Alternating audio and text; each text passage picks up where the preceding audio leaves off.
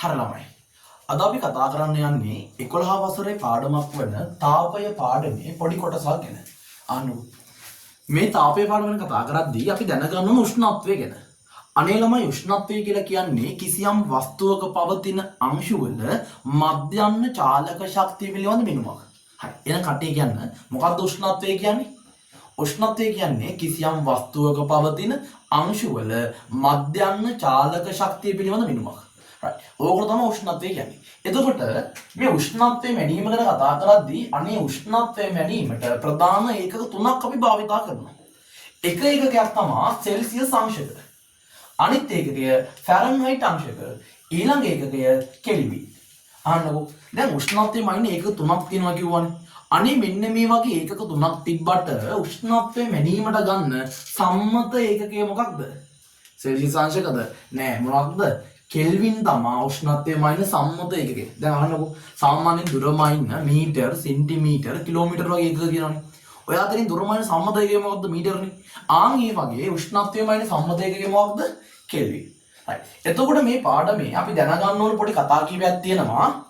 එක කතාවක් තමයි සෙල්සියස් අංශකයක් මොනවා බවට පත් කිරීම? කෙල්වින් බවට පත් කිරීම දැනගෙන ඉන්න ඕන. ඒ වගේම කෙල්වින් කියන ඒකකය සෙල්සියස් බවට පත් කිරීමත් අපි දැනගෙන ඉන්න ඕන.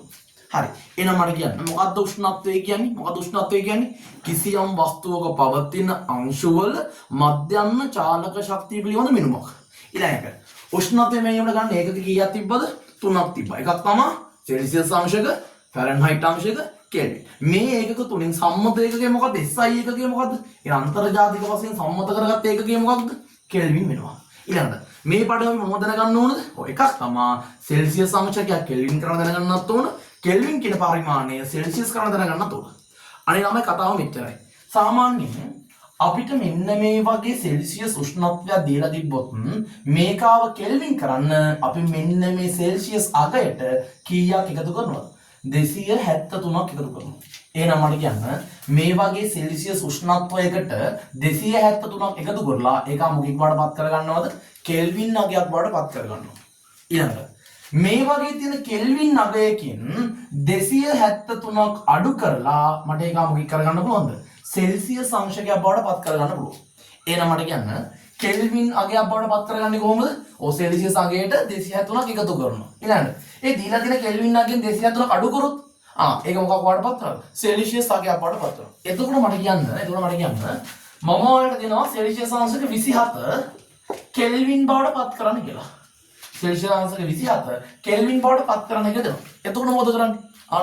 මෙන්න මේ සෙල්සියස් අගයට අපි කීයක් එකතු කරනවා කිව්වද?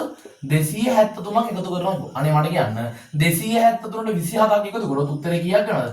300ක් වෙනවා. එහෙනම් මට කියන්න සෙල්සියස් 27 කියන්නේ කෙල්වින් කීයක්ද? ඔව් කෙල්වින් 300ක් වෙනවා. ඊළඟ පේපරේ මෙහෙම ප්‍රශ්නයක් අහනවා. පේපරේ අහනවා ඔයාලට කෙල්වින් 473 යනු සෙල්සියස් කීයද කියලා අහනවා. මොකද පේපරේ අහන ප්‍රශ්නේ? පේපරේ අහනවා මේ පාර කෙල්වින් 473 යනු සෙල්සියස් කීයද කියලා. මට කියන්න මේ වගේ කෙල්වින් අගයක් සෙල්සියස් අගයක් බවට පත් කරද්දී ඔයා මොකක් කරනවද? 273ක් අඩු කරනවා. එහෙනම් මට කියන්න මෙන්න මේ කෙල්වින් අගය සෙල්සියස් කරනවා නම් ඔයා මෙතනින් කීයක් අඩු කරනවද?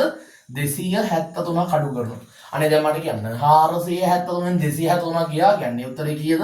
ඔව් 200ක් වෙනවා. එහෙනම් කෙල්වින් සෙල්සියස් වෙද්දී මේකගේ අගය කීයක් වෙනවද? සෙල්සියස් අංශක 200ක් වෙනවා. එහෙනම් කතාව උච්චරයි. මට කියන්නේ එහෙනම් කෙල්වින් අගය සෙල්සියස් කරන මොකද කරන්නේ? 273ක් අඩු කරනවා. සෙල්සියස් අගය කෙල්වින් කරන මොකද කරන්නේ? 273ක් එකතු කරනවා.